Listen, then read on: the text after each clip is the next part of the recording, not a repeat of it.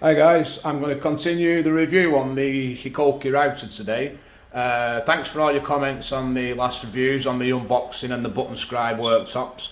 What I'm going to do today is something completely different for me. My router is just used for button scribe worktops, that's it. But I'm doing some renovation at home and I'm swinging some doors. So I decided to get myself a trend lock jig. I've set it all up and I've done one pass on it already. Just a shallow pass, just to make sure that everything was lined up, everything was working and okay, and it seems to be. I've never used this jig before, Mum just bought it. It looks an absolutely cracking bit of kit. This is the mortice lock that I'm doing. It's a Euro barrel one. It's got a Euro barrel lock going through it. It is quite deep, so what I'm actually going to have to do is change cutters out halfway through.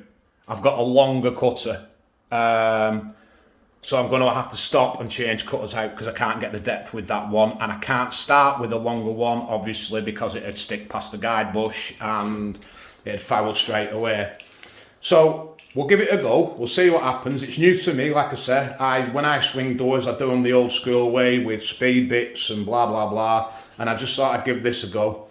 Hopefully it'll turn out all right. It's either going to go right or it's not going to go right. So first of all, we'll route out for the mortise. I'll change blades halfway through, like I said, and then I will route out for, I'll reset up and I'll route out again for the face plate. See what happens.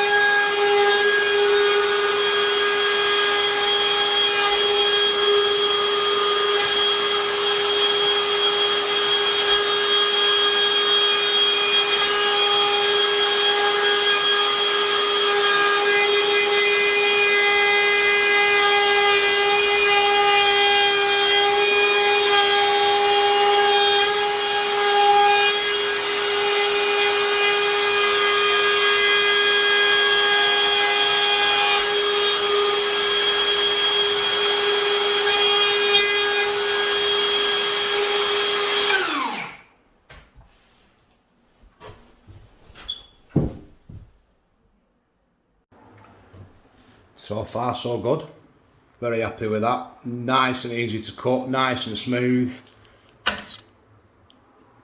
So what I'll do now is I'll change to the deeper cutter and get my full depth on it. Right, so I've changed to the longer cutter now, and we'll just finish off the depth wise.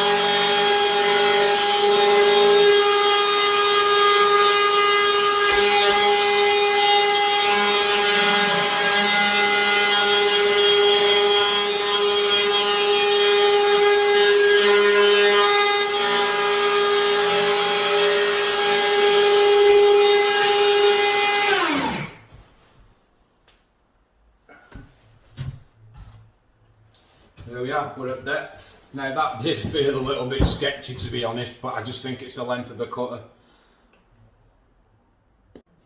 Okay, so we're at depth now with the actual mortise itself. This bit of kit is fantastic. So it comes with all these various different plates, and all you do is look up your sizes on the chart, and it gives you various different what plate you require. So mine is B1. So the B plate is for the lock itself, and then the 1 plate is for the face plate. So all you do, pop that one out, pop that one on, and I'm ready to do the face plate now. I've already set the router to the correct depth, and I've changed back to the smaller shank cutter. So let's do this.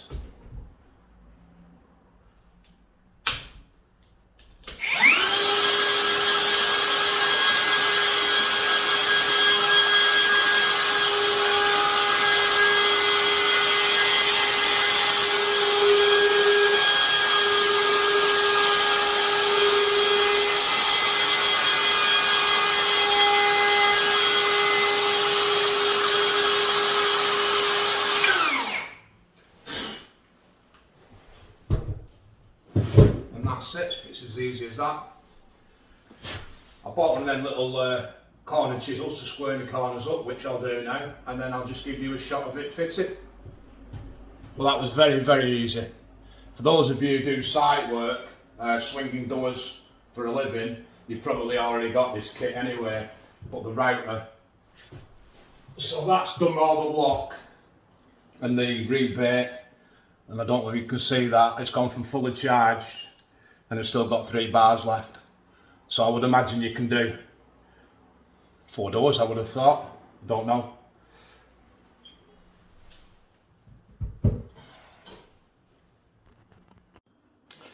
So square the corners up.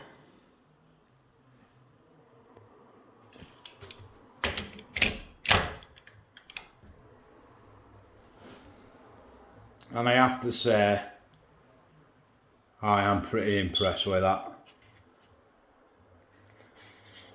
I left the jig on just in case it needed any alterations or if I've got the wrong plate on, but everything's worked fine.